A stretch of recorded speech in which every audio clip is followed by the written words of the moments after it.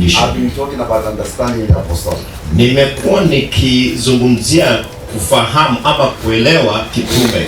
We tried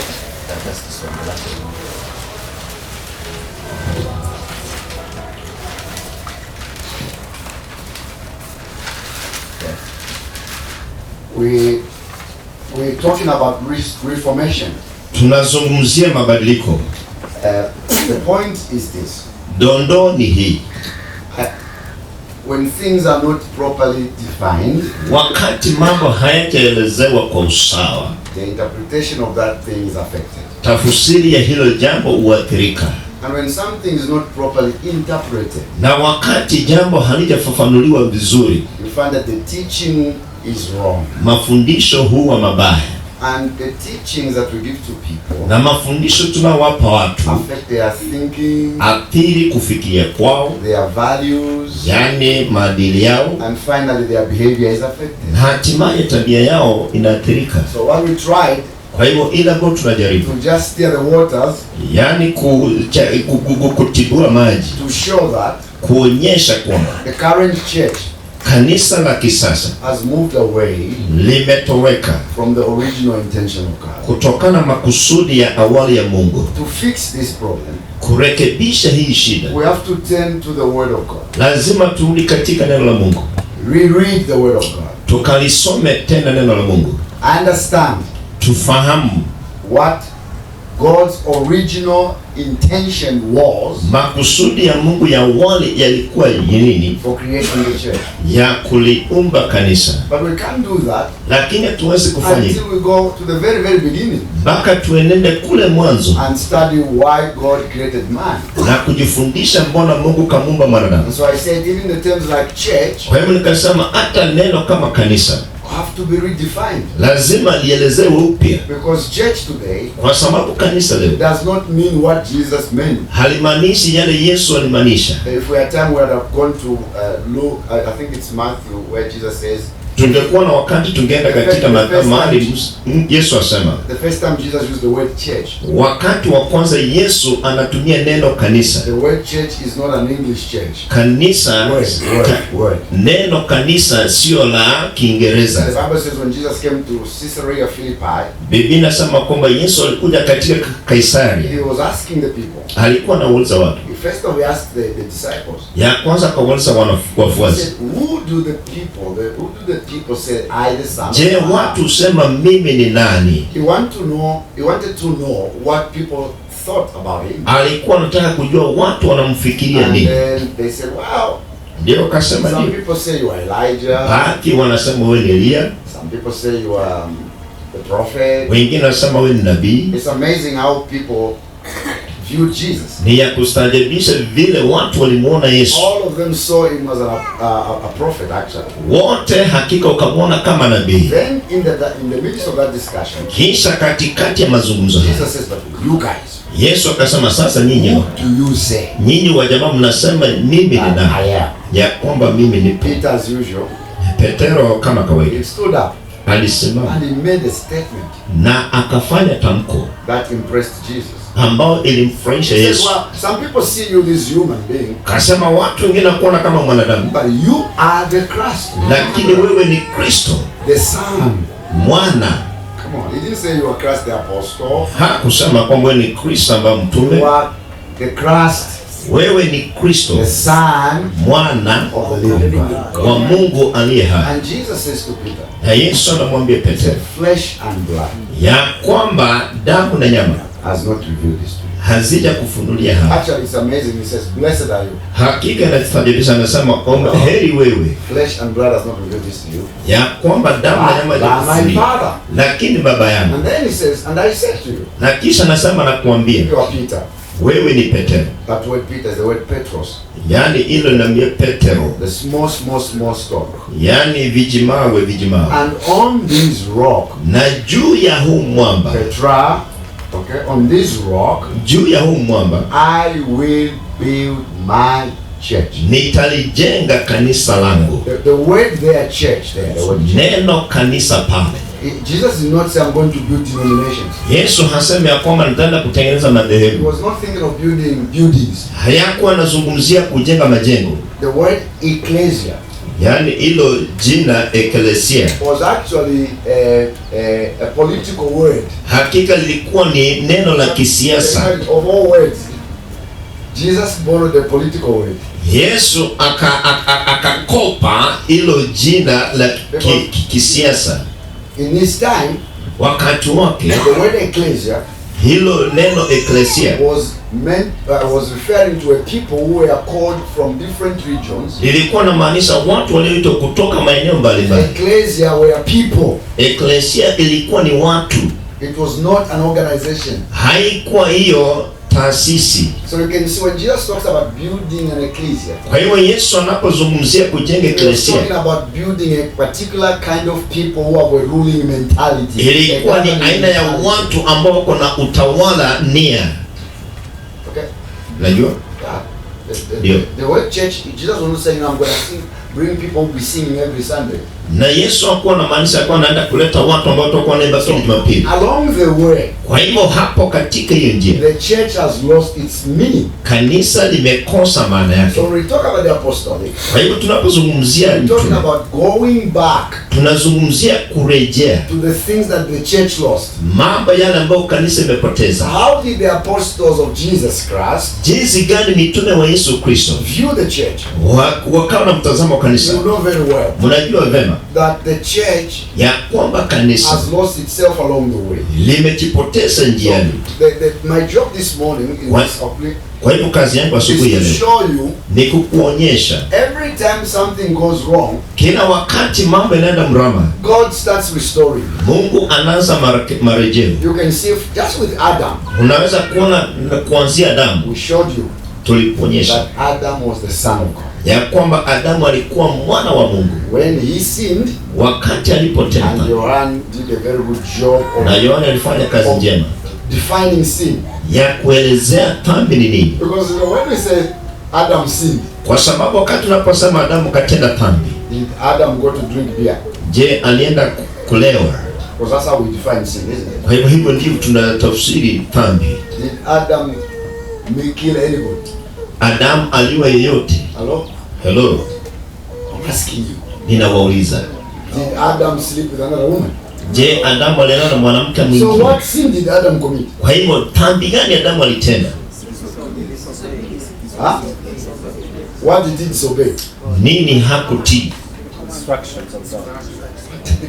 What did he disobey?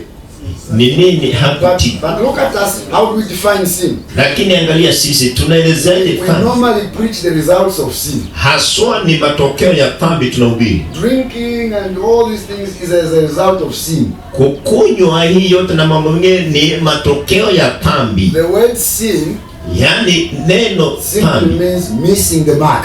Dhambi inamaanisha kukosa alama. He disconnected himself from the standard of God. Kwa nyingine akajitenga kutoka viwango vya Mungu. As a result, murder, all this stuff, they are the results of sin. Na sasa matokeo ndio hayo ya dhambi. So don't condemn people on their dressing. Kwa hivyo usiwahukumu watu kwa mavazi. That's the result of sin. Hiyo ni ile matokeo ya dhambi. Deal with the root.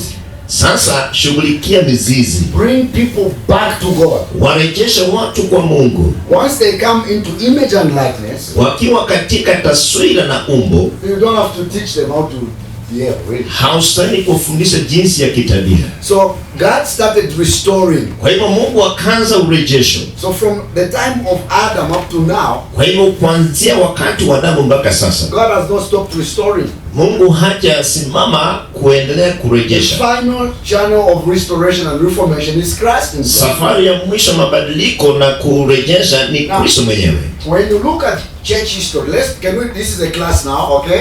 Unapoangalia historia ya kanisa. Good morning students. Wanafunzi, habari ya asubuhi. So let's do some church history now. Sasa wacha tufanye historia ya kanisa. So that I can show you why we are in this season. Ili niwaonyeshe mbona tuko katika majira haya. So that we see that what is happening is not just something that is happening today. Ili tuone ile ambayo inafanyika sio tu kufanyika leo. You can draw this. Natumai mnaweza kuchora hii. You can get a picture of this. Kama ikiwa unaweza chukua picha. And just fill in. I'm going to show how God from the very beginning started restoring this. Nitamuonyesha tangia mwanzo jinsi vile Mungu ameanza kurejesha. Most of us as students, na unajua wengi wetu ni wanafunzi. Remember our history in church history. Kumbuka historia yetu ya kanisa. When the apostles of the Lamb, wakati mitume wa mwanakondoo, those who walked with Jesus, wale waliotembea na Yesu. And that's why it's important for us to go to the book of Acts. Ndio maana sisi kwenda katika kitabu ya mitume. When you start the way the church was arranged in the book of Acts, unaposoma vile kanisa lilipangwa katika kitabu ya Matendo ya Mitume, compare it to the church today, na kulinganisha na kanisa la leo, very different, tofauti. Where did we go wrong? Je, tulipotelea wapi? This is what I call the hijack of the church. Hii ndio nasema kwamba ile kuiba ama kuvamiwa wa kanisa. What was taught in the New Testament, kilichofundishwa katika Agano Jipya. Some of the teachers, my friends, have done a good job, like Johan. Yes, baadhi ya walimu wamefundisha mambo mema. Took some time to teach us wakachukua wakati kutufundisha what the gospel of the kingdom means. Injili ya ufalme inamaanisha nini? The apostles' doctrine. Remember that? Mafundisho ya mitume. What did the apostles teach? Je, mitume walifundisha nini? The death, kifo, the burial, kuzika, the resurrection, kufufuka. Here is one we don't even talk about. Hapa kuna moja ambayo hata tuzungumzie. The ascension. Ile kupaa. You see, people are still on the cross. Unajua watu wangali tu msalabani. Don't keep people. Christ is not in the cross. Kristo hayumo tena kule msalabani. He left the cross. Yeye alitoweka pale. So why are you still taking people on the cross? Mbona basi unarudisha watu katika msalaba? Christ has ascended. Kristo amefufuka. Have you ever heard about the gospel of ascension? Je, ushawahi sikia injili ya kupaa? No. Nobody talks about ascension. Hakuna mtu ambaye anazungumzia hiyo. When he ascended, where is he? Wakati alipaa ako wapi? Thank God for the cross. Nashukuru Mungu kwa msalaba. And what it brought. Na ile ileta. But that's not the final authority. Lakini hiyo sio ya mwisho kabisa. Christ has ascended. Kristo amefufuka. Where is he right now? Hako wapi sasa? He's not on the cross. Hayumo msalabani. He's seated. Ameketi. Come on. At the right hand of God. Katika kuume mkono wa Baba. What does that mean? Hii inamaanisha nini? He's ruling. Yeye anatawala. Hello. Hello. He's ruling. Anatawala. Some churches still think, some churches. Unajua makanisa mengine or some institutions. Ama taasisi zingine. Jesus is born every December. Yesu anazaliwa kila December. Then he dies every Easter. Na kila wakati wa Pasaka anakufa. He resurrects every now and then. Kila wakati yeye ufufuka. He only died once. Alikufa mara moja tu. He was born once. Alizaliwa mara moja. So I know some of you Christmas, Christ will be born. Kwa hiyo najua wengine wenu siku ya Christmas lazima Yesu azaliwe. And every Easter he's dead. Na kila Pasaka lazima akufe. Then he rises again. Na kisha anafufuka tena. Scriptures don't teach that. Maandiko hayafundishi. So I think it would be nice for us to go through what Johan was. What does it mean he died? Kwa hivyo nafikiria ni vyema tupitie yale Yohana alikuwa akifundisha. Inamaanisha nini alikufa? What we died from ourselves. Sisi tunakufa kutoka kwa nini? Alizikwa. Rose again. Akafufuka. And he ascended. Na akapaa. He seated at the right hand of God. Ameketi kuume kwa Mungu. Waiting. Akingojea. Waiting. Akingojea. It's amazing, eh? Ni ya kustajabisha. We are waiting for him. Tunamngojea. And he's waiting for us. Na atasubiri. So there's a great waiting. Kwa hivyo kuna kungojeana kwingi. Scripture is very, very clear. Maandiko yako wazi.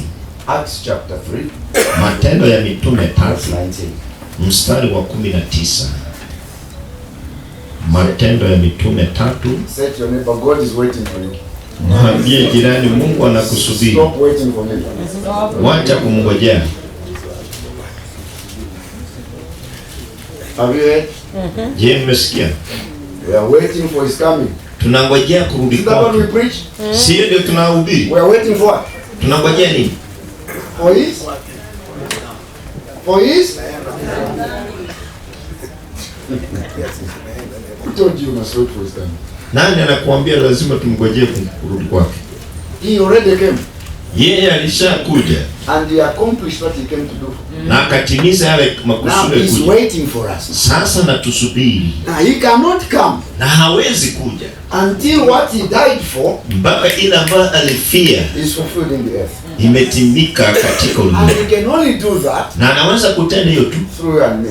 Kupitia kwako na mimi. We heard this morning in Isaiah. Hapa asubuhi katika kitabu cha Isaya tumesikia. That's the process of restoration. Hiyo ni ile hali ya urejesho. That the earth ya kwamba dunia will be filled itajazwa with his glory na utukufu wake. Now how would God fill his earth with his glory? Sasa Mungu atawezaje kujaza ulimwengu huu na utukufu wake? It's amazing. Ni inasajabisha. That Isaiah does not say. Ya kwamba Isaya hasemi. I come again. Narudi tena. Isaiah does not say. Isaya hasemi tena. The heaven ya kwamba mbinguni will be filled with his glory. Itajazwa na utukufu wake. Says the earth. Anasema dunia. You see, naona everything that is done in heaven, chochote kitendacho kule mbinguni, if you went to God today, ikiwa ungeenda kwa Mungu leo and check in his office, na kuangalia katika ofisi yake, you find him utampata thinking, kifikiria, how do I change the earth? Je, nitabadilishaje ulimwengu? Everything in heaven, kila kitu mbinguni is designed to affect things on earth. Yani kimewekwa ili ya kwamba kiathiri kila kitu ulimwengu. That's God's agenda. Hiyo ndio mpangilio wa Mungu. Isn't amazing? Yani ninastajabisha. But even the angels, ya kwamba hata malaika they look down. Wanaangalia chini. France Duplessis, that's the name. France Duplessis used to teach me. Alikuwa ananifundisha that ya kwamba the church, kanisa, is this university of angels. Ni ile chuo kikuu ya malaika. When you want to study angels, wakati unapotaka kujifundisha malaika, angels wants to study God through you. Malaika wanataka kumsoma Mungu kupitia kwako. Can you imagine that? Unaweza fikiria hivyo? You want to study angels. Wewe unataka kuwasoma malaika. The angels cannot understand God except they study you and me. Malaika hawezi wakamuelewa Mungu ila tu wakajifundishe kutoka kwako na mimi. In heaven, mbinguni, the angels are looking. Malaika wanaangalia in the earth, katika dunia, and they say, na wanasema the earth, dunia is filled with his glory. Imejawa na utukufu wake.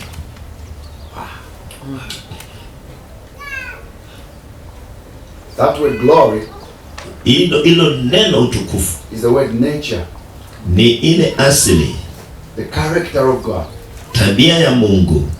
So the church now, kwa hivyo kanisa sasa, remember, kumbuka, God wanted the nation of Israel to be a family. Mungu akataka taifa la Israeli kuwa jamii. He began with one man called Abraham. Alianza na mmoja anaitwa Abraham. Took him out. Akamtoa. And said, I want to make a nation out of you. Na akamwambia nataka kufanya taifa kutoka kwako. But they did not follow just like the church is doing. Hawakufuata kama vile kanisa linafuata leo. So on this day, kwa hivyo katika hii siku, somebody is talking to the Jews. Mtu anawanenea Wayahudi. And he says to them, na anawaambia, repent. Tubuni. These are religious people. Hao ni watu wenye dini. Repent. Tubuni. I wish we could have time to talk on the word repent.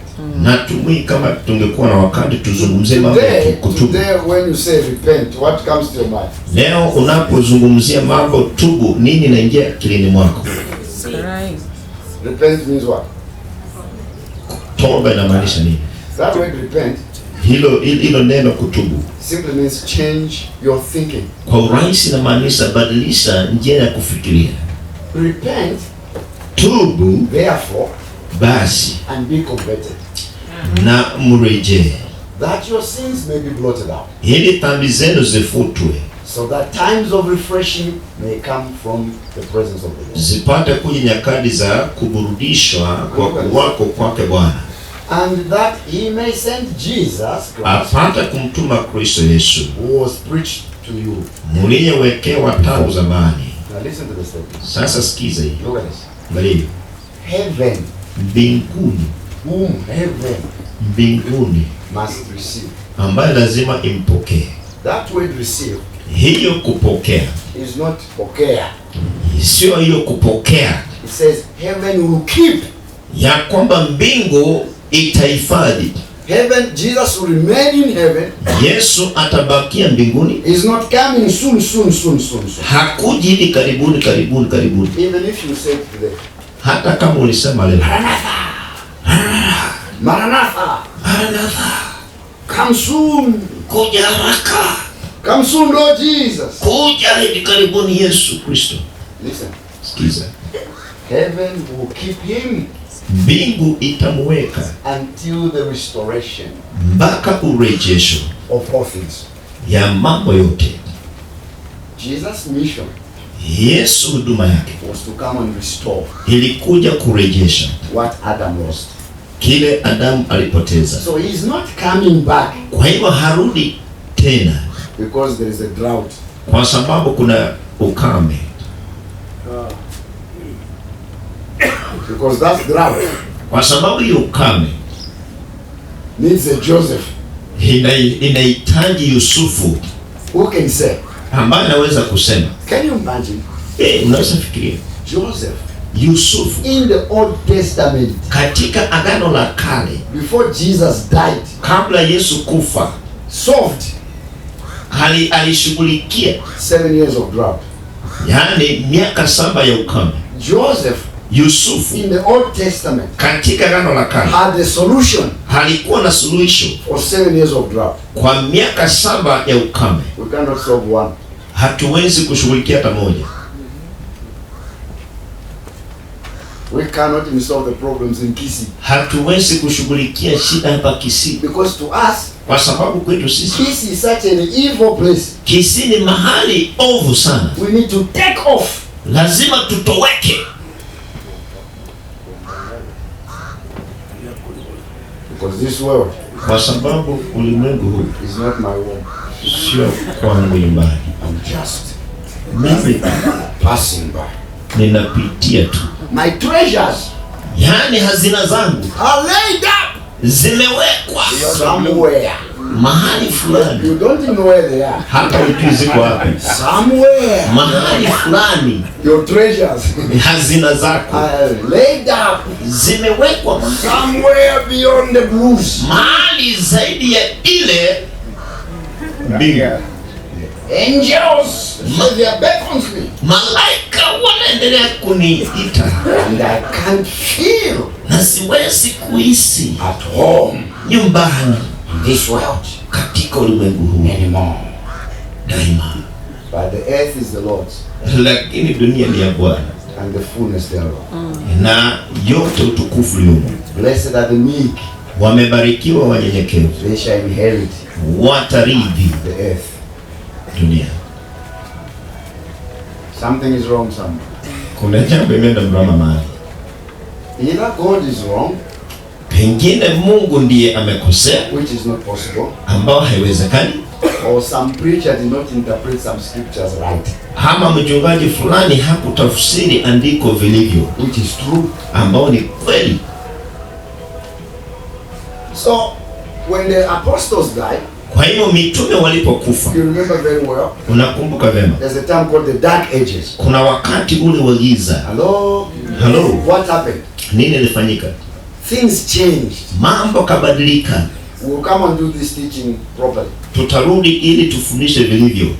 Then all kinds of religions and teachings arose. Kisha madini madhehebu na mafundisho yote ikainuka. But we know very well, lakini tunajua vema, that the first thing that happened in the 15th century, ya kwamba katika karne ya 15, this is when the restoration began. wakati urejesho ulianza. It was called the Lutheran. Ilikuwa hii ya Kilutheri. The name of the when is in the 15th century. Katika karne ya 15, something started happening. Kitu ikaanza kutendeka. And that's the problem. Na hiyo ndio shida. Whenever a reformation starts, kila wakati mabadiliko huanza, we give it a name. Tunaipatia jina. So this is where you get the name the Lutheran. Hapo ndio unapata hiyo jina. Remember there was this guy called Lutheran, so we can tell you can come start my student now, you can be writing for me, come. Sasa Teddy kuja uwe mwanafunzi wangu, utakuwa unaniandikia. So you write the Lutheran there. Sasa andika Lutherani. You are my student today, okay, you will work with me. Wewe sasa tembea pamoja nami. The Lutheran and the Episcopal na Episcopal Paulo and the Presbyterian Okay, Episcopal and Presbyterian. Na Presbyterian. Remember, this is the time when Luther, kumbuka ndio wakati ambao Luther discovered, because at that time the Catholic Church was in charge. Aligundua wakati walikuwa wanatawala ni kanisa la Kikatoliki. At the time a believer was not allowed to read the Bible for himself. Muumini alikuwa haruhusiwi kujisomea Biblia. Salvation, you think of what is happening today. Unafikia nini inaendelea leo? This is where now you see like the thing that is happening today, because this guy called Constantine and the other guys now brought in where even healing was to be restored. Kuna jamaa anaitwa Constantine na wale wengine hata unaona kwamba hata uponyaji ulikuwa unatafutwa. They came up with crosses now where you can chase demons with a cross. Wakakuja na misalaba ya kwamba unaweza kufukuza mapepo na misalaba. Seems like the way we are casting out demons or by drinking water. Na jinsi vile tunafukuza mapepo kwa kunywa maji. These things did not start today. Haya ya kwanza leo. They are rooted in Catholicism. Ziko na mizizi katika Katoliki. When Martin Luther came, he only restored one thing. Wakati Martin Luther alikuja, alirejesha kitu kimoja tu. Salvation. Wokovu. The doctrine of salvation was restored. Mafundisho ya wokovu ikarejeshwa. It came on a place where he discovered the just shall live by faith. Akafikia mahali kumeandikwa kwamba wenye haki wataishi kwa imani. Kwa sababu wakati huo you cannot be saved through the priest. Haungeweza kuokolewa kupitia kwa kuhani. The prayers of the priest were very, very important. Maombi ya kuhani yalikuwa ya muhimu sana. Believers didn't know how to talk to God. Waumini hawakujua jinsi ya kumzungumzia Mungu. Only the priest, the father, could talk to God. Peke yake yule baba ambaye ni kuhani. Does that sound like what is happening today? Je, sio ni kama ile ambayo inafanyika leo? God can only heal you only through a prayer of a preacher. Mungu anaweza kukuponya tu kupitia kwa maombi ya mhubiri. If you want to be healed, you must go and give a seed to the pastor. Ikiwa unataka kupona lazima upande mbegu kwa mchungaji. But this guy, lakini huyu jamaa, the only thing that he restored, kitu tu ambaye alirejesha, was salvation. Ni wokovu. The structure of the church, yani mpangilio wa kanisa, was not touched. Haikuguzwa. The doctrine of giving, mafundisho ya kutoa, was not touched. Haikuguzwa. Hello. But God started, so in every season God restores something. Kwa hivyo katika kila majira Mungu karejesha kitu. Okay? Sawa? So repentance, kwa hivyo toba, repentance from dead works to God was the main subject. Toba kutokana na matendo maovu ilikuwa sasa ni fundisho. But I want you to understand, kinataka ufahamu, the kingdom of God is more than salvation. Ufalme wa Mungu ni zaidi ya wokovu. Salvation is the beginning point. Wokovu ndio mwanzo. When you are saved, ukiokoka, you come into the kingdom of God. Unaingia katika ufalme wa Mungu. And that's why we find that most of us, hapo ndio nakuta wengi wetu, only preach salvation in our churches. Tu tunahubiri wokovu kanisani. People get saved Sunday after Sunday. Watu wanaokoka Jumapili baada ya Jumapili. But when people get saved, watu wakiokoka, what is salvation? Wokovu ni nini? What next? Nini nafuatia? So repentance from dead works was a very, very important things. Kwa hivyo toba kutoka kazi zilizokufa. You can understand, you can even put things like Ephesians chapter 2 verse 8 and 9. Waefeso 2:8 na 9. So later on other things where you can in this one, other things were restored like justification, mambo mengine kama haki kwa imani. People now later on started understanding how to study the word. Watu wakaanza kuelewa jinsi ya kujifundisha neno. Prayer, people now just even believers can pray. Sasa watu wakongo hata waumini unaweza kuomba. Yeah. So the Lutheran, that's why I found out now. Kwa hivyo sasa wa Lutheri ndio maana unakuta. That's why the church now was named the Lutheran Church. Ndio sasa kanisa likaitwa kanisa la Lutheri. The Lutheranians. Wale wa Kilutheri. And if you look at their leadership structure, na ukiangalia mpangilio uongozi wao, some of the things that we use today, mambo ya kazi not very accurate. Sio vile sawa kabisa. That's all the things some of the things Johan was talking about. Ndio baadhi ya mambo yanayozungumzia. You get the idea of that. Hapo ndio unapata mwanzo. You have the pastor here, uko na mchungaji, elders here, na wale viongozi wengine. Nobody addressed that issue. Kwa sababu kuna bali century, lakini karne ya 18 God brought another season. Mungu akaleta msimu mwingine. Okay, another season. Msimu mwingine. This is where now the holiness movement started. Sasa hapa mtembeo utakatifu ulianza. From here, kuanzia hapa, people realize, listen, there's more to salvation. Watu wakagundua kuna zaidi ya wokovu. So then the holiness movement, kwa hiyo sasa mtembeo ama muondoko wa utakatifu started there. ukaanzia pale. Okay? So under that you have got also other movements like the Baptist Na chini Church. hapo tuko na miondoko ingine kama ubatizo. Okay? Then you've got the Methodist Church. Basi kukawa na wale wa Methodist. Then all the evangelists or the evangelicals also came there. Wainjilisti wakawa pale. The United Pentecost churches. Hizo makanisa kama hizo. And the Pentecostal Church of God, right there. You Na can. hiyo ya Pentecoste. This all started happening in the 18th century. Ikaanzishwa katika karne ya 18. Remember, God restored salvation. Kumbuka Mungu alirejesha wokovu. But as we started now growing, Lakini tukianza other kukua, people back then understand, okay, what does it mean to be baptized? watu wengine kwa sasa maana gani kubatizwa? Baptism, remember in the Catholic Church, people were baptizing people just by the Spirit. Kumbuka katika Kikatoliki watu walikuwa wanamwagiliwa maji. But as they started studying the Word of God, Lakini walipoanza kujifundisha neno la God Mungu, ushered in another season. Mungu akaingiza msimu mwingine. Holiness became a very important thing Utakatifu ikawa maana sana in the 18th century. katika karne ya So 18. what was restored? Kwa hivyo kile ni kurejeshwa. At this time, there was no, the only one who could heal was a priest, and you had to pay money. Peke yake ambaye angeponya ilikuwa ulipe pesa. You could only go and confess to the priest. Ungeenda tu ukatubu kwa kuhani. But now when this move came, we moved from here. Lakini tulipotoka kuingia katika mlango wa pili, Healings and giftings were restored now. sasa karama na uponyaji zikarejeshwa. People understood that salvation is not only having your sins forgiven. Watu wakaelewa wokovu sio tu kupata dhambi zako They kusamehewa. started studying words like sozo. Wakaanza kujifundisha maneno kama So soso. the healings and gifts and the power of God were restored in the Kwa church. hivyo uponyaji na karama za Mungu zikarejeshwa kanisani. That's why they understood things like James chapter 5, Ndio wakaanza kuelewa kama Yakobo verse 5 14 to 15. You can write there. mstari wa 14 mpaka 15 andika. Now, you see what happens usually in every reformation. Haswa katika kila mabadiliko. I can tell you Nakwambia that when these people ya kwamba wakati ya watu started teaching these things now, walianza kufundisha mambo sasa. guess who resisted them? Wewe fikiria ni nani aliwapinga? The Lutherans. Yeah. Ndio. And the Catholic Church. Na kanisa la Kikatoliki Okay, they said, no, you can't do that. wakasema mwezi kufanya hivyo. So, Hivyo that's why you find that now we were called what?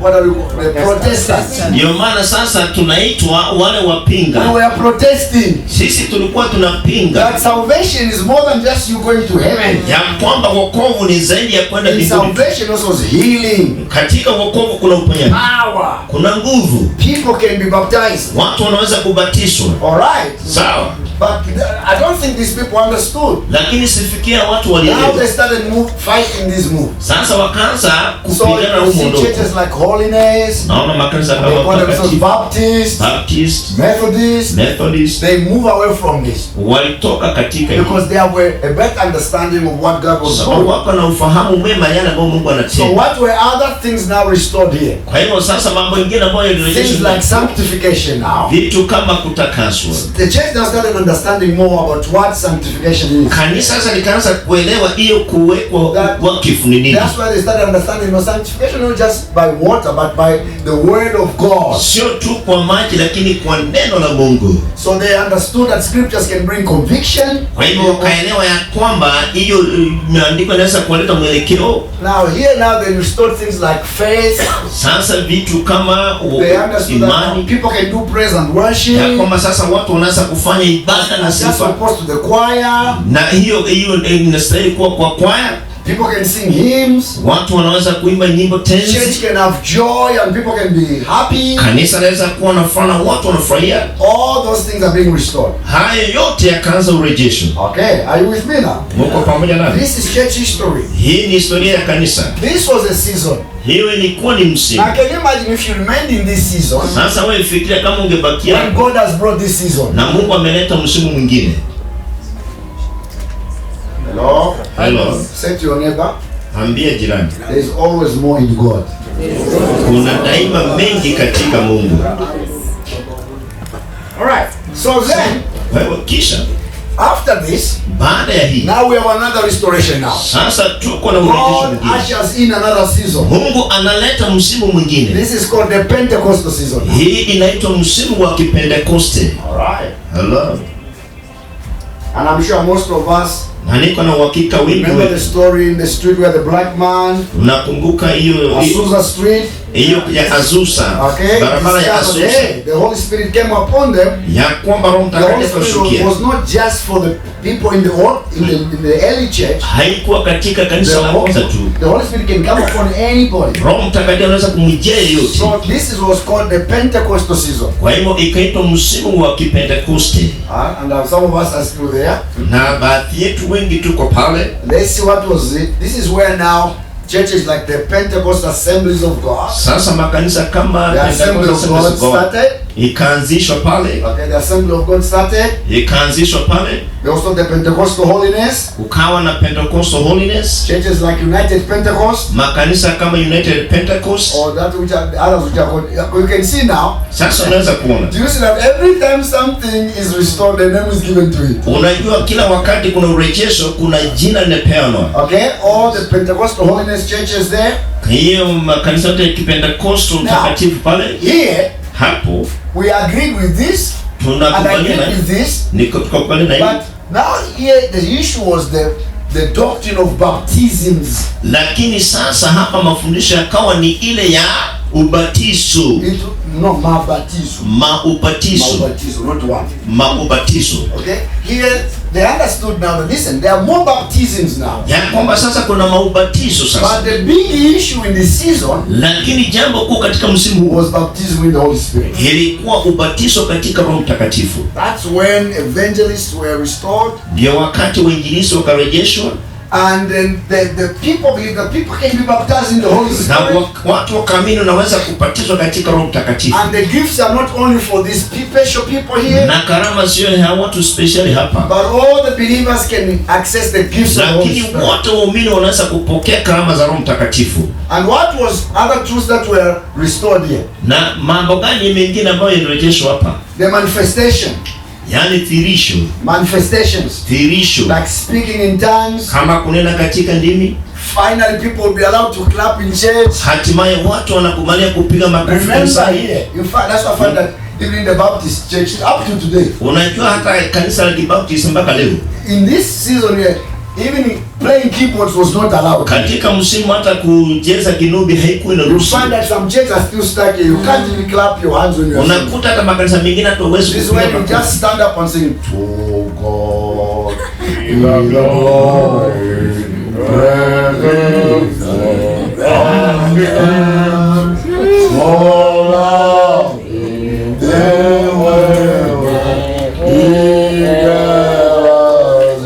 Unasoma na kuimba kama naimba. That's church. Hiyo ni kanisa. You are not allowed to move. Haujaruhusiwa kutembea. God is not emotional. Kwa sababu Mungu yeye atembei. But when the Pentecostal restoration came, kini wakati wa Pentecost, sasa watu wakawa huru. Jesus higher. Yesu juu. The Spirit was come. Sasa Roho ametembea. Guess who fought this? Wewe fikiri nani alipinga hii? Baptists, Baptists, Methodists. You cannot do that in church. Hawezi ukafanya hivyo kanisani. Hello. But God has moved from where? Lakini Mungu ametembea kutoka wapi? Ameama kule. There. Ya pili. Some people are still, the Catholics are still. Wakatoliki wako katika msimu wa kwanza. Meanwhile God is here. Lakini Mungu wako hapa. Do you think these people can be relevant here? Je, unafikia watu wana maana hapa? God is the God of seasons. Mungu ni Mungu wa misimu. If God is here, ikiwa Mungu wako pale, you must be there. Lazima uwe pale. When the God, wakati Mungu, God is not a stationary God. Mungu sio yule ambaye amesimama mahali yaliko. That's why in the Old Testament, ndio maana katika Agano la Kale, He loved tabernacles.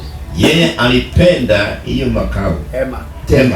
Hema. Because it's easy to kuja. Kwa sababu ni rahisi kuja na kwenda. Lakini ukiweka jengo, that's the problem with most of us. Ndio shida ya wengi wetu. You are in buildings. Muko katika majengo. To you God only moves on Sunday. Ya kwamba wewe Mungu anatembea tu Jumapili. God, lakini Mungu does not live. Yeye does not live. Yeye haishi in temples katika hekalu made with human hands. Zilizotengenezwa na mikono ya wanadamu. That's what Paul says. Ndio maana Paulo anasema we are the tent. sisi ndio hema. Amen. Because we are always moving. Kwa sababu kila wakati tunatembea. God wants to live in you. Mungu anataka kuishi ndani mwako. Wherever you are, mahali popote ulipo, you are a container of God. Wewe ni yule mwekaji wa Mungu. But you know what we did now? Unajua sasa tulifanya nini? People want to be healed. Watu wanataka kuponywa. Where should they come? Wanaenda wapi? To the church. Kwa kanisa. Which kanisa? Kanisa gani hiyo? Which kanisa? Kanisa gani The hiyo? one with bricks. Hiyo ambayo iko na matofali. You are the house. Wewe ndiye nyumba. You are the kanisa. Wewe ndiyo kanisa. At the airport, kule katika uwanja wa ndege, people can know God. Watu wanaweza kumjua Mungu. At school, shuleni, people can know God. Watu wamjue Mungu. That's why in apostolic season, ndio maana katika msimu wa we kitume want to build sons tunataka kuwajenga in wana the image and likeness of God. katika umbo na taswira ya So Mungu, that wherever they are, ya kwamba mahali popote walipo they become the evidence of God. wanakuwa ubayana wa Mungu. Amen. Hello. So, Hivyo in the 19th century, katika karne ya 19 now you see things being restored. sasa unaona mambo ya kirejesho. But after that, there was Lakini another. baada hiyo, In 1948 up to 1960, katika mwaka wa 1948 mpaka 60 there was another movement which was born out of this because they understood other things better than these people. kukawa na muondoko uliotoka hapa kwa sababu walielewa mambo mengine zaidi kuliko wengine. There was a group called the Latter Rain Movement. Kukawa na hiyo mvua ya baadaye. This is the period of the charismatic now. Sasa ndio msimu wa charismatica. Now, remember there was a group now, there was a time when some of us were still alive, the charismatic people. Kumbuka hawa wa charismatic. Now these guys here, hawa wa jamaa hapa, though they believed in power, hata ingawa waliamini katika nguvu and all the things, na mambo yote, they believed in poverty so much. waliamini katika umaskini sana. It was sinful. Ya kwamba ilikuwa dhambi. Remember the days of the Pentecost? Kumbuka siku wakati wa Pentecost. It was sinful to watch TV. Ilikuwa ni dhambi kutizama runinga. It was worldly. Ilikuwa kiulimwengu. To drive a car. Kuendesha gari. It was evil. Ilikuwa ni ovu. To have a swimming pool. Kuwa na mahali kidimbwi cha kupiga hiyo. Unakumbuka hiyo mahubiri? Hello? Hello. Remember? Nakumbuka. This is when a woman must not wear trousers. Hii ndio wakati mwanamke azivalie longi. It was evil. Ilikuwa ovu. To come to church. Kuja kanisani. With hair like that. Na nywele kama hiyo. You must wear kitambaa. Lazima uvalie hiyo shuka. Because if you came with the nails painted, kwa sababu ikiwa utakuja na vidole hivyo, Jezebel. Wewe ni Yezebeli. Jezebel. Yezebeli. Your lips were painted. Ikiwa midomo yako ilikuwa na rangi. Jezebel. Yezebeli. Hello. But these guys, lakini hawa jamaa, God ushered in another thing. Mungu akaleta msimu You mwingine. can be a Christian Unaweza kuwa Mkristo and still be rich. na kisha unaendelea kuwa tajiri. Guess who fought them now? Ni sasa fikia ni nani aliwapinga? Ni hawa jamaa. Hawa jamaa. Remember it was evil. Kumbuka ilikuwa ovu. To be prosperous. Kuwa mtu ambaye unanawili. This is when the misinterpretation of scripture like the hapo tafsiri kama maandiko ya Mungu kama ile nyumba ya Mungu. People now say now you be going, you find a house in heaven. Watu wakaanza kusema utapata nyumba mbinguni. Why should you be rich here? Mbona uwe tajiri hapa? Hello? Hello. So you see that in every stage God is restoring. Kwa hivyo unaona katika kila hatua Mungu In the anarejesha. charismatic movement, Katika muondoko wa charismatic. when I come back I will show you the weakness and the strength of every movement. Nikirudi naonyesha nguvu na udhaifu wa kila majina. What was restored here? Ile ambao ilirejeshwa hapa. What was restored here? Ilikuwa rejesho hapo ni the laying on of hands. Kuwekelea mikono. The dog prophecy. Yani unabii. This is when you started hearing prophets being restored now. Ndio kansa kusikia rejesho wa manabii, healing, kuponywa, faith, imani. This is when doctrines from America like the on faith, like people like wakati mafundisho kutoka kwa Amerika, watu kama evangelists were now powerful. Wainjilisti sasa walikuwa wenye nguvu. We teach healing and faith, prosperity. Unafundisha uponyaji, imani, unawili. Okay? Sawa? Activation of the spirit by laying on of hands was a big issue. Kutendeza roho kwa kuwekelea mikono ilikuwa jambo. Now people would stretch their hands. Wakati sasa watu wananyoosha mikono, watu wanaanguka. The preachers now moving. Sasa wahubiri walikuwa wanatembea katika nguvu. Deliverance became a big issue. Ukombozi ukawa ndio jambo. If you are not rich, you are demon possessed. Ikiwa wewe hauna ukwasi, wewe umeparawa. So you need to come for deliverance. Kwa hivyo unastahili kuja kwa ukombozi. But in the 2000, lakini katika mwaka 2000, now the apostolic season started showing. Sasa msimu wa kitume ukaanza kujitokeza. Now here. Sasa hapo mbele. Here. Before we come to the apostolic, kabla kuingia katika kitume, this is from 1950. That's why if you were born there, kama ulizaliwa mwaka 50, you had a lot of evangelists ruling the world. Ulikuwa na wainjilisti wengi wakitawala ulimwengu. Because the gifts of the power were restored. Kwa sababu karama za nguvu zilirejeshwa. People like Billy Graham, watu kama Billy Graham, Reinhard Bonnke, Catherine Kuhlman.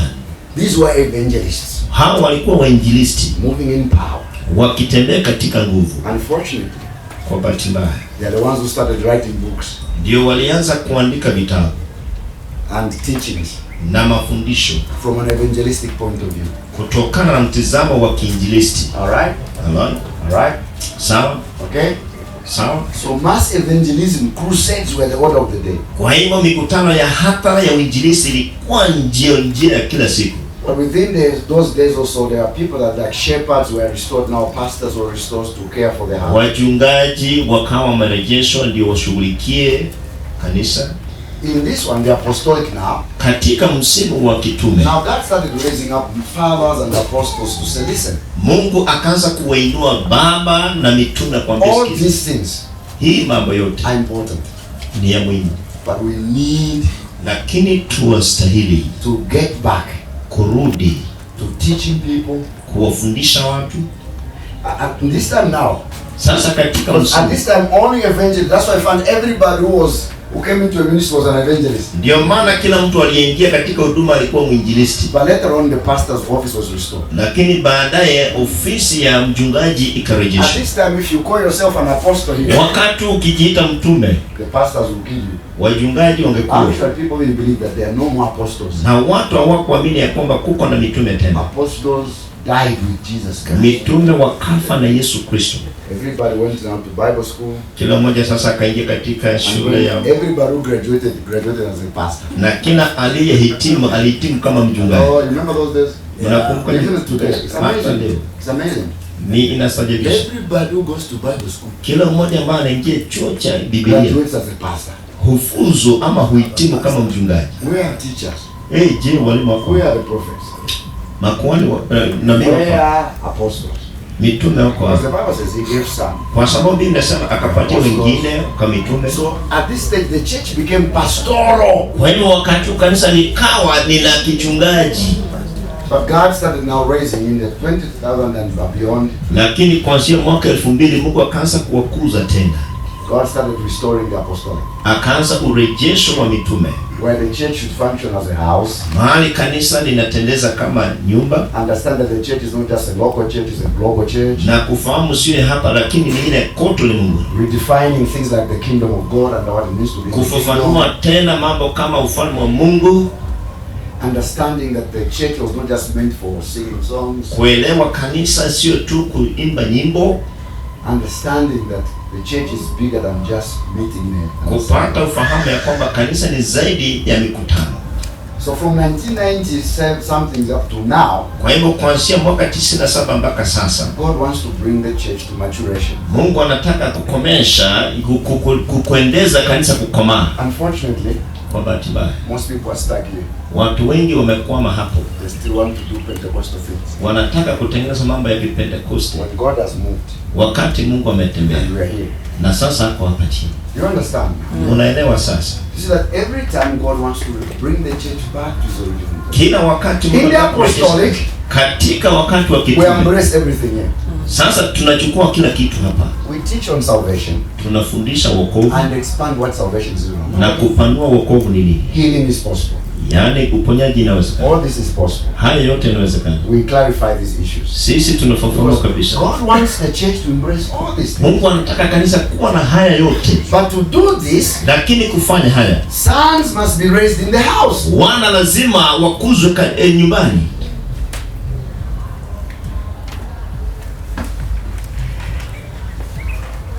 You understand? Je, mnaelewa? Anybody wants to ask me something at this stage? Yeyote anataka kuuliza swali I'm wakati. going to ask you in one of the questions. Nitawauliza mojawapo katika maswali. Give me a brief history of the restoration. Ya kwamba unipatie hadithi kidogo juu ya urejesho. We're in class, by the way. Tuko darasani hata na hivyo. Now, do you know that even your church members don't even know this? Je, mnajua kwamba washirika wenu hata hawajui hili? So when we are talking about the apostolic season, kwa hivyo tunapozungumzia msimu it's not a man-made thing. Sio mambo ya kumtunga It's the plan of God. Ni mpango wa Mungu. And I hope with a few minutes now, I want to prove to you. Na natumai kwa dakika chache nitathibitisha kwenu apostolic houses jinsi gani nyumba za kitume must be constructed, lazima zijengwe, and what should happen in those houses. Na nini itafanyika katika hizo nyumba. Basically, this is why we are trying to do all this, because we are now here. Kimsingi hii ndio maana tunataka kufanya, tuko hapa sasa. So to be apostolic, kwa hivyo kuwa kitume is not a title. Sio hiyo cheo ama somo. Is returning back to the authenticity of God. Ni kurudi pale katika mianzo ya Mungu. So God wants to reform the church. Kwa hivyo Mungu anataka kubadilisha kanisa. Because right now, kwa sababu sahihi, when you start the church, unapoanza kanisa, it's not what God wants it to be. Sio yale ambayo Mungu anakusudia kuwa. Here, hapa we are defining what ministry is. Tunapambanua huduma ni nini. Let's put Ephesians chapter 4. There's a question there. Yeah. Ephesians chapter 4. There's a question. Yeah. Waefeso 4 kuna swali pale. Yeah. Thank you so much for that illustration.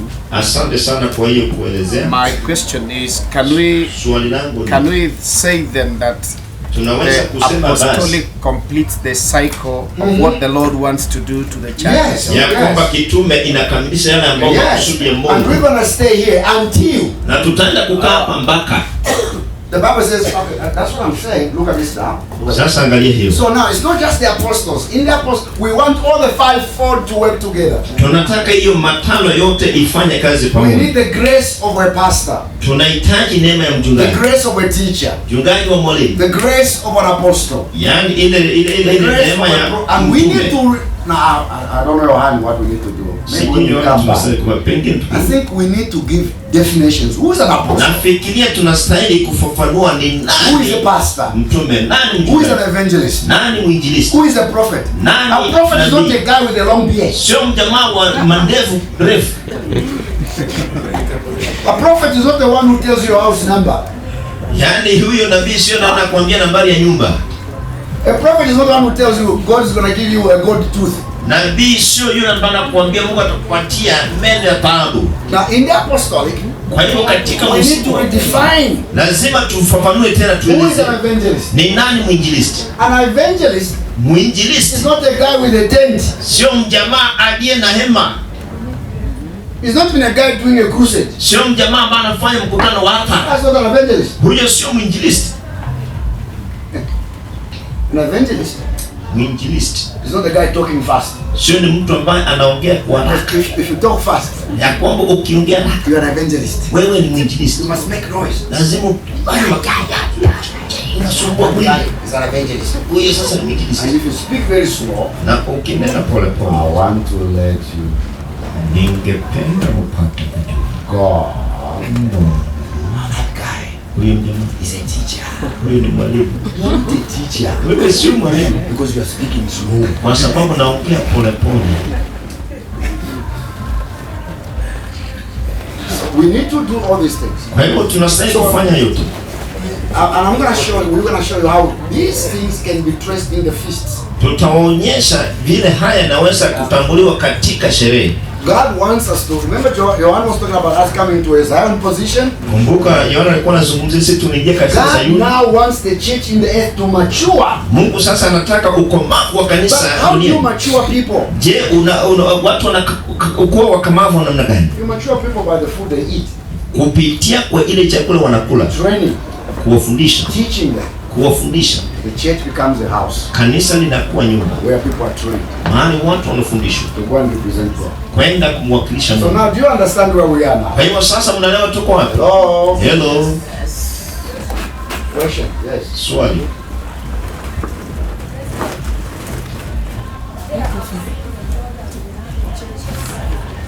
Hapa nimeona Mungu amekuwa na mabadiliko tangia awali.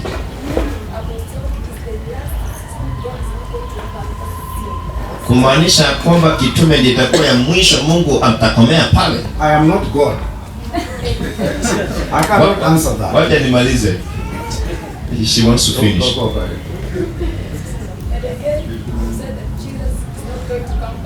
Na pia umesema Yesu atarudi. Is that what I say? No. Je, nilisema hivyo? Until Mpaka the church is restored. kanisa limerejeshwa. Jesus, read the Bible. Soma Biblia. The Bible says Biblia inasema Jesus Yesu is the husband of the church. yeye ndiye bwana kanisa. How many of you would like to marry a woman on your wedding day who's looking dirty? Ni wangapi ambao ungependa kuoa wakati wa harusi bibi anaonekana mchafu? You want a bride who's got all these things. Unataka kwenda na huyo mwanawali ambaye The dress is dirty. yenye nguo ni chafu? Would you like to have a wife like that? Je, utakubali kuwa na bibi wenyewe? Jesus Yesu came specifically halikuja haswa to raise up sons kuinua mwana in the image and likeness of God. katika umbo na taswira ya Mungu. Now the Bible says, Na Biblia I'm inasema, not the one who said. sio mimi nisema, Don't say I say. usiseme The nilisema. Bible says, Biblia inasema heaven mbingu will stop Jesus from coming itamzuia Yesu kurudi until all things are restored. mpaka kila jambo limerejeshwa. Let me ask you, Wacha nikuulize, are all things restored now? je, kila kitu imerejeshwa sasa? Are all things restored now? Kila kitu imerejeshwa? So Jesus is not coming. Kwa hivyo Yesu akuji. The Bible says, Biblia inasema after he offered his life, baada ya kutoa maisha he yake went up alienda juu and is sitting at the right hand of the na Father, amekaa kume kwa Baba waiting akingojea until mpaka his enemies, maadui zake sin, wa dhambi, poverty, umasikini become his footstool. zinakuwa mahali pake pa kukanyaga. Who's going to do that? Nani atafanya hivyo? The church in the earth, Kanisa ulimwenguni in the image and likeness of God. katika umbo na taswira ya Mungu. Unfortunately, Bahati mbaya, this church has been taught, hili kanisa limefundishwa pray for the coming of the Lord. omba kurudi kwa Yesu. Jesus, come. Yesu kuja, Come and take us out. kuja na utuchukue. Jesus says, but I gave you authority Yesu anataka wapatia mamlaka over sickness, juu ya maradhi, over ignorance. juu ya ujinga. I came to give you back what Adam lost. Nilikuja kuwarejeshea kile Adamu Now go alipoteza. and rule. Sasa enda. What was asking me to come. Sasa lakini niambie nikuje. I'm not coming Siji. until you start doing what I died for. Mpaka uanze kutenda yale ambayo nilikufia. So Jesus, Kwa hivyo Yesu we start now.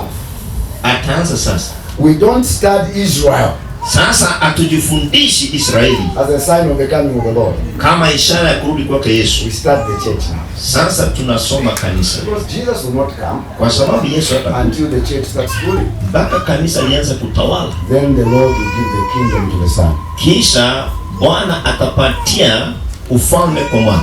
This gospel Hii injili of the kingdom ya ufalme shall be preached. itahubiriwa. Then the end will come. Kisha kutakuwa na mwisho. What gospel? Injili gani? The gospel of what? Injili gani? What does that mean? Hiyo inamaanisha nini? The gospel of governance. Injili ya utawala. The gospel of ruling Injili ya kutawala must be preached. lazima ihubiriwe. Then the end will come. Kisha kutakuwa na mwisho. There must be a people on the earth Lazima kuwe na watu duniani who will start enforcing ambao wataanza kuteleza what Jesus died for. yale Yesu alikufia. To do that, Kufanya hivyo, God, Mungu, Ephesians chapter 4. Waefeso 4. I hope this helps. Natumai hii inasaidia.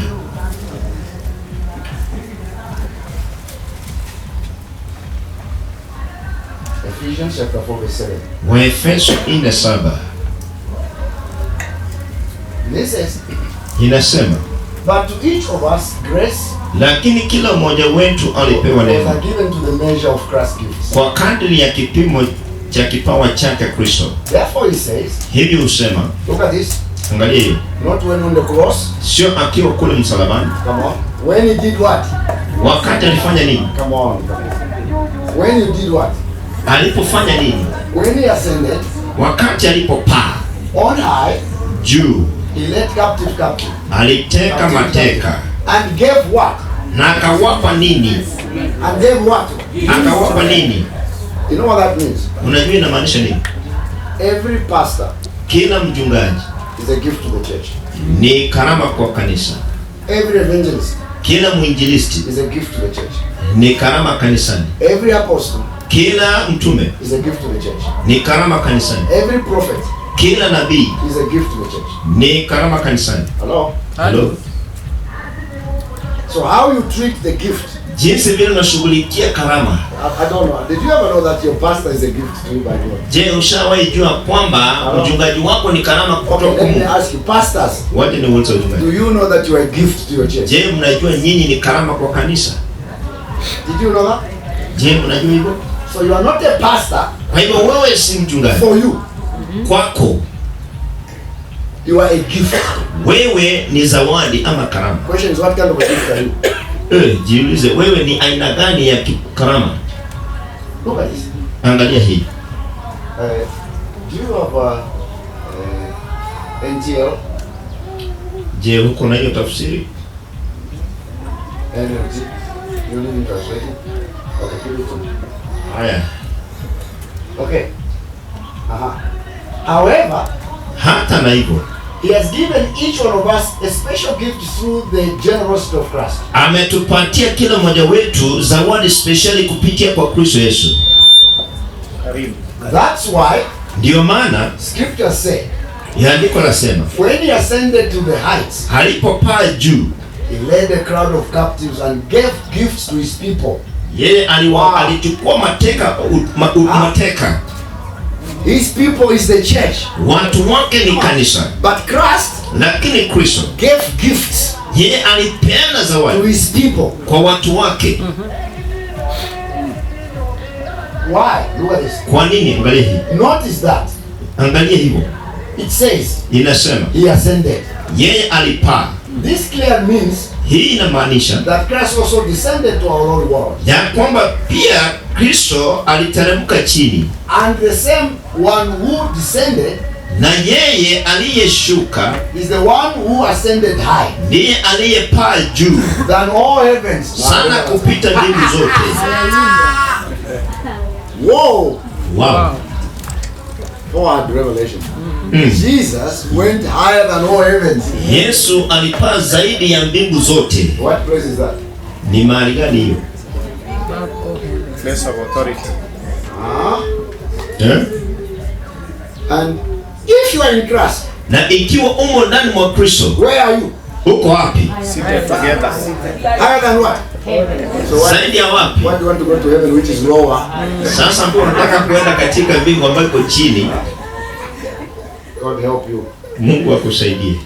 There's a place higher than heaven. Kuna mahali zaidi ya mbingu, It's called God. naitwa Mungu. Read scriptures for me. Soma andiko sawa sawa. So that why? Ili ya kwamba kwa nini? He might fill the entire universe, including heaven, with himself.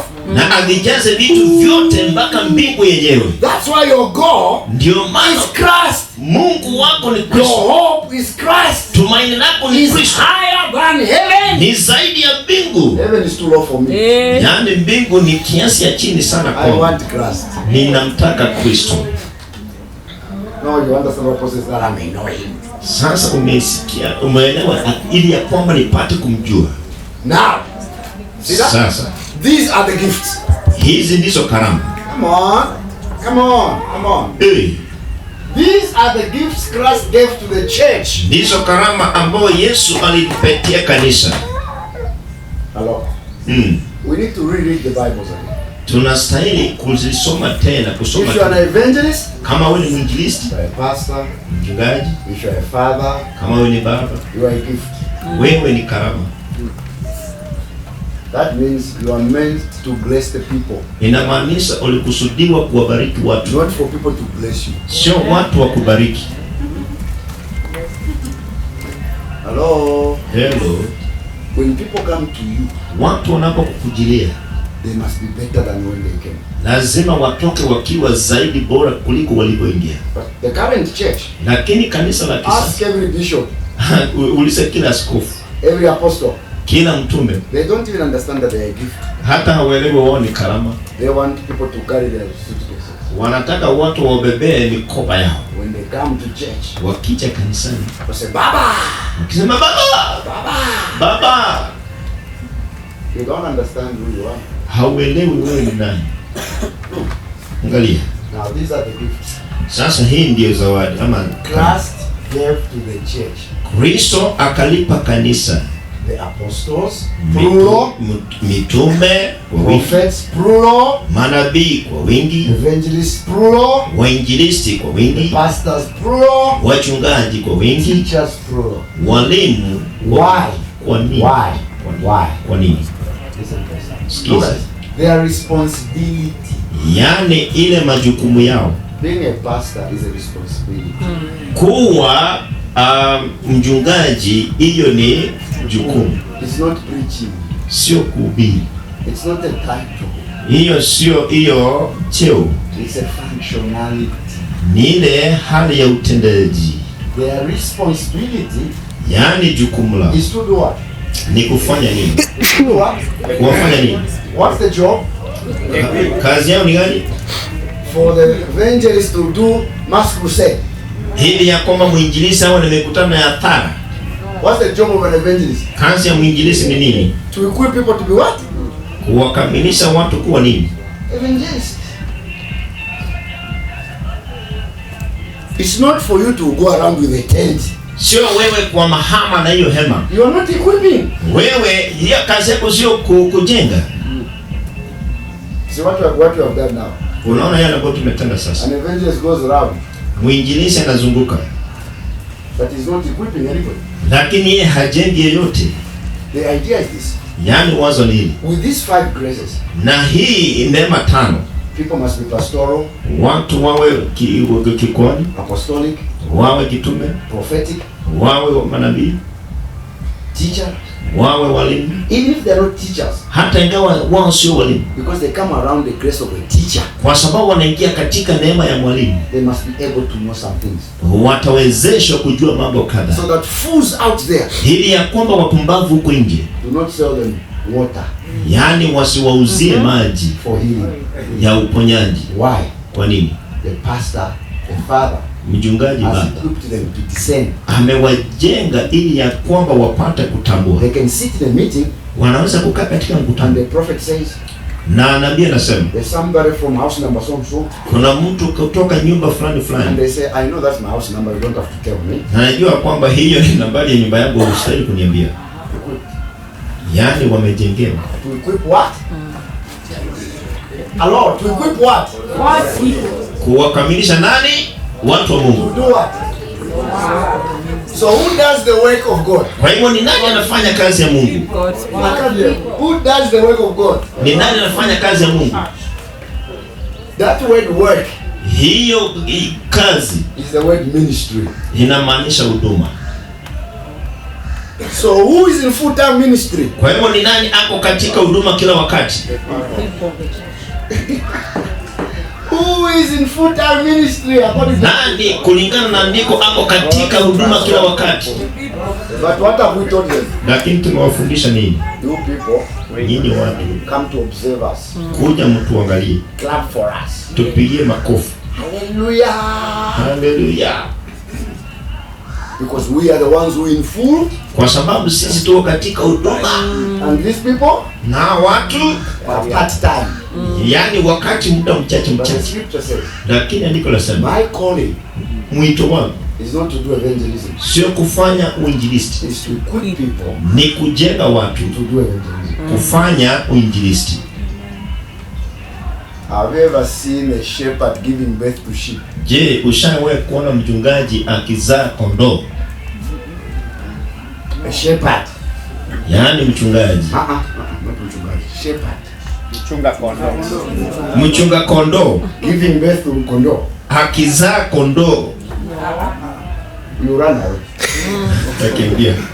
The job of a shepherd Kazi ya mchunga kondoo is to feed the sheep ni kulisha kondoo, so that the kondoo can bring kondoo. ili ya kwamba kondoo alete kondoo. But what do they teach you in Bible school? Lakini katika chuo cha Biblia wanaofundisha The ni job is visitation, kazi yako ni kutembea, kutembelea, but you're not feeding. lakini haulishi. See why your church is not growing? Unaona mbona kanisa lako halikui? Because you're a good pastor. Kwa sababu ni mchungaji mwema. You go to the hospital, Unaingia katika hospitali, to prison, unaingia kule jela, pray for the sick, ukiwatembelea walioondoka, collect the offering, unakusanya sadaka, do marriage counseling. unaenda kufanya ushauri You are tired. na umechoka. You go, Chungaji, how are you? Mchungaji, unaendeleaje? I'm serving the Lord. Mimi natumikia Bwana. You are not serving the Lord. Haumtumikii Mungu. That's not your job. Hiyo sio kazi yako. Your job is to equip Kazi yako ni kujenga the saints watakatifu, so that they can do ili ya kwamba wafanye the work of ministry. kazi ya huduma. Is that what's happening in church? Je, hiyo ndio inafanyika kanisani? La. Look at this. Angalia hiyo. The church will do his work Kanisa itafanya kazi yake and to build up the church, na kulijenga kanisa the body of Christ. na mwili wa Kristo. Listen to this. Sikiza hii. This will continue Hii itaendelea until mpaka we all sisi wote come to such unity in our faith tuingie katika umoja katika imani yetu and the knowledge of God's Son, na ufahamu wa Mungu Mwana, that we will be mature, ya kwamba tutakomaa, not disappear, sio kutoweka, mature kukomaa in the Lord, katika Bwana, measuring up to the full and complete standard of Christ. tukitimiliza kiwango ya Kristo. What's going to happen? Nini itafanyika? Then Kisha we will no longer be what? Immature hatutakuwa wala hatujakomaa, children, watoto watoto who won't be tossed ambao wanataka kuyeyushwa and blown about by every wind of doctrine. na kufutwa na kila mawimbi ya mafundisho. Our problem right now Shida yetu sahi that our people are not growing ya kwamba watu wetu hawakui, because the church has become a place of entertainment instead of a place of growing. kwa sababu kanisa limekuwa mahali pa kutumbukiza badala ya kukuza. So in the apostolic, as we come to the end, Tunapofika katika mwisho, katika 15 msimu minutes. nuko na dakika 15. See what we're doing now. Angalia sasa tunaona fanya nini? God must restore Mungu lazima arejeshe the church kanisa to family, kwa kuingia katika familia, so that the job of a pastor ili ya kwamba kazi ya mchungaji is not to preach. sio kuhubiri. The question is, what are you preaching? Swali ni unafundisha nini?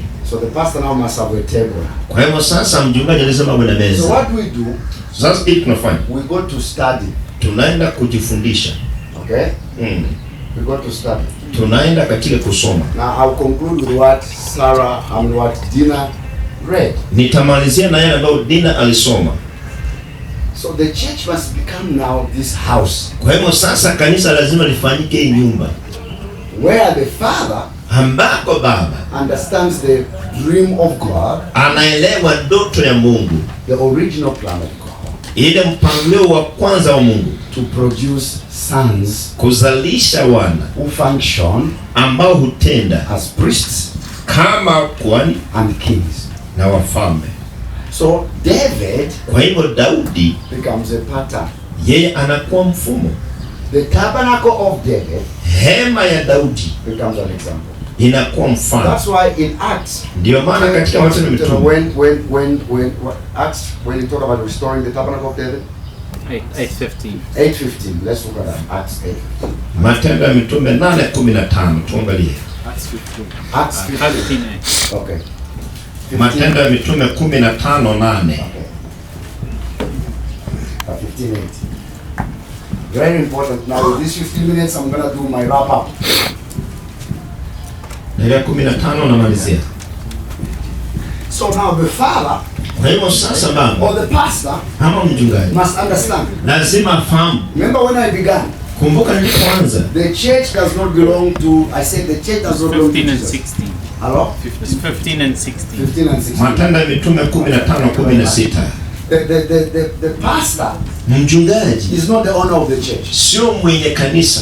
So we cannot build it the way we want to build. Kwa hiyo hatuwezi kuijenga vile tunapotaka. The church belongs to Jesus. Kanisa ni la Yesu. So we need to understand how God builds, what God builds, and what materials he's using. Kwa hiyo lazima tujue Mungu jinsi gani anatengeza na anatumia nini kutengeneza. When the Gentiles were born again, Wakati mataifa remember waliokolewa, Peter just preached, remember?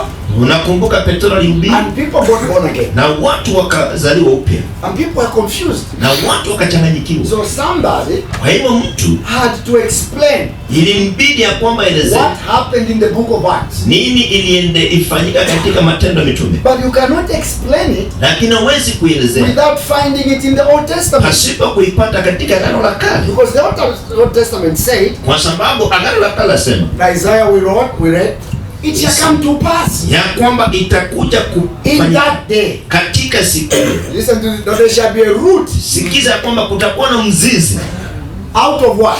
kutokana na nini? The stem of Jesse.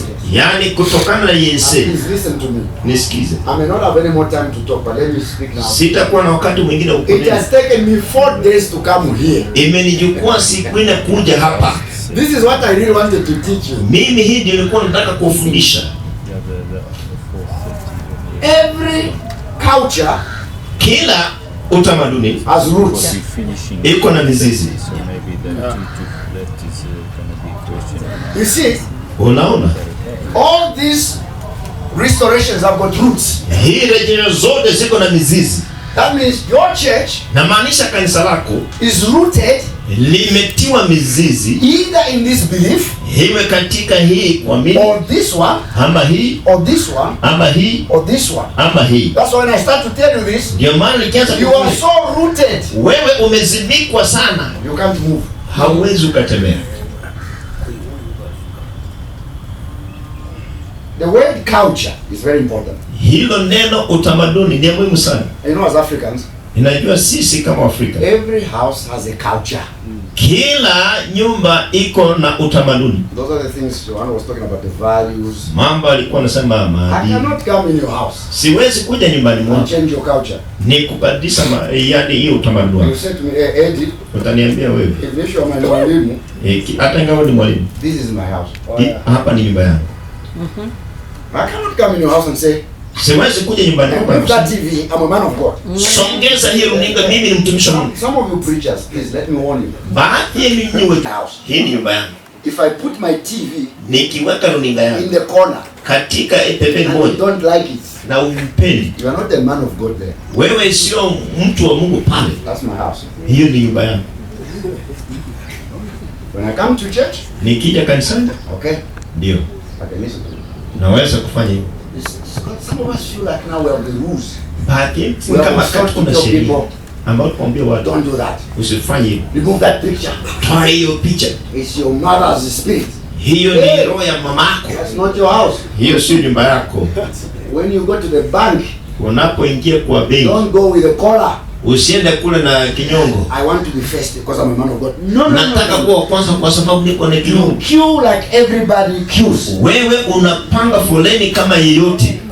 When you go on a bus, Unapoingia kwa people gari, must not stand for you. si watu wa kusimamie. When the police arrest you Wakati polisi and you're wanakushika overspeeding, ya kwamba ulikuwa unaenda say, kasi, mimi mchungaji, usiseme ya I'm kwamba going to mimi preach. No, no, mchungaji no, naenda no, no, kuhubiri. no. La, la, You la. must obey the law. Lazima utii sheria.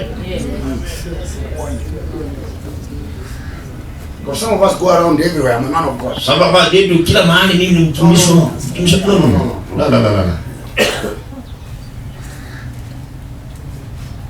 So, And this convention of Gentiles, na sasa hii ya watu wa mataifa, is exactly ni kama ile what the prophets predicted, wale manabii walitabiri, as it is written. vile imeandikwa, Afterward, baada ya I will return mimi nitarejea and restore, na nitarejesha, listen to this, the fallen house of David.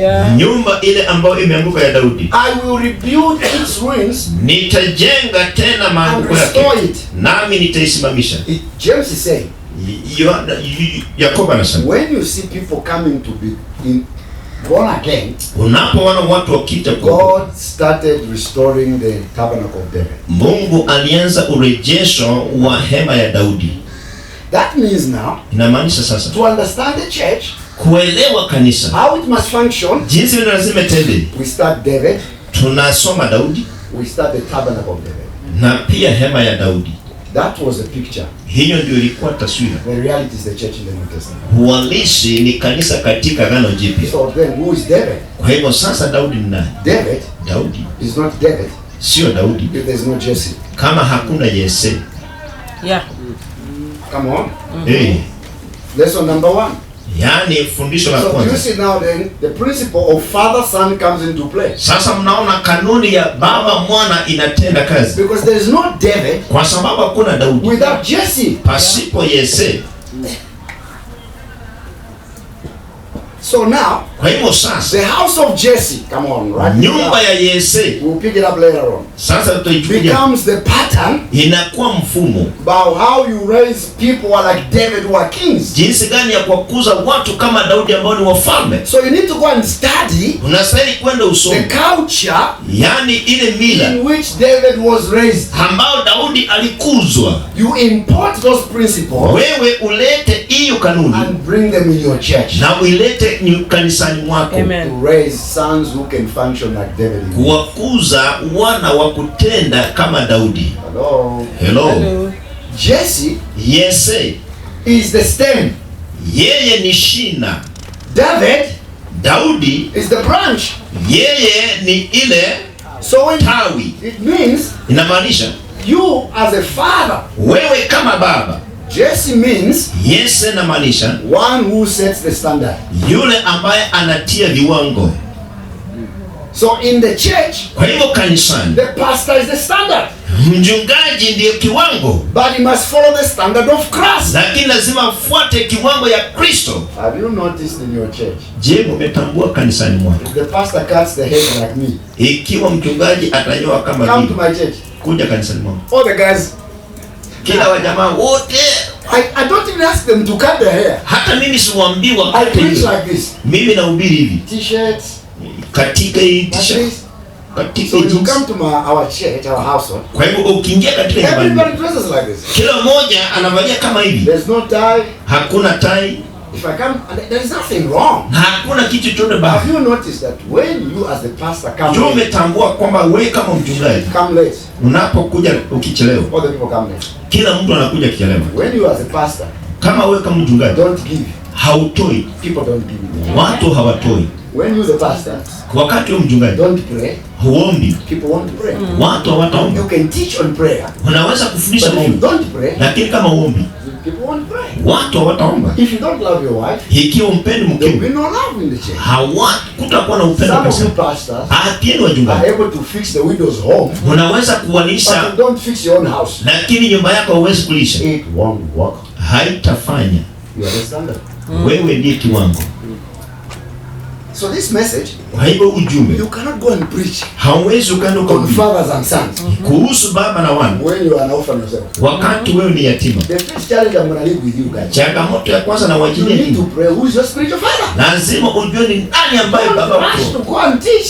Usikimbie kwenda kuhubiri. Find your father first. Wewe tafuta baba yako kwanza. Jesse Yese is a standard. ndiye kiwango. In the apostolic season, Katika msimu wa kitume, the father baba is an example. ni mfano. Paul would say things like this. Paulo angesema haya, Follow me nifuate as I follow Christ. vile ninavyomfuata Kristo. You know, Unajua, pastors struggle in giving. wachungaji hung'ang'ana kutoa, but they love teaching on giving. Lakini wanapenda mafundisho kuhusu kutoa. I don't know how much money we've been receiving here. Sijui pesa kiasi gani tumekuwa tukipokea. If I have 2 tents, kama niko na hema mbili, here the pastors and the leaders are gathering, na hapa wajungaji na viongozi hapa, are gathering there, na waumini wamekusanyika pale, then we collect the offerings. Basi tutoe sadaka. Let's count. Wacha tuhesabu. Who will give more? Ni nani atatoa zaidi? Here, hapa kwa wachungaji ama kwa washirika? Shouldn't be that we give more here. Je, si haitakuwa kwamba tutoe zaidi hapa? Because that's what it means to lead. Kwa sababu hii inamaanisha kuongoza. Leader, uongozi is not title. Uongozi sio hiyo jina. You lead.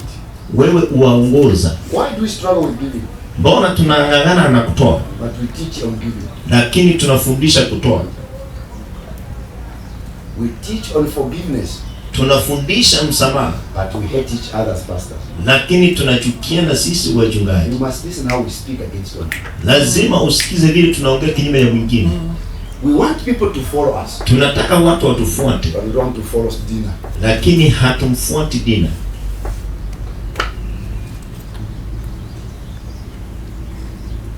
In this season, katika msimu huu, message, ujumbe and the message na mjumbe lazima uwe moja. It's easy to talk about love. Ni rahisi kuzungumzia upendo. But why love? Lakini mbona upendo? I mean, we all preach unconditional love, unconditional love. Ile upendo sio na masharti. But we don't love. Lakini hatupendi.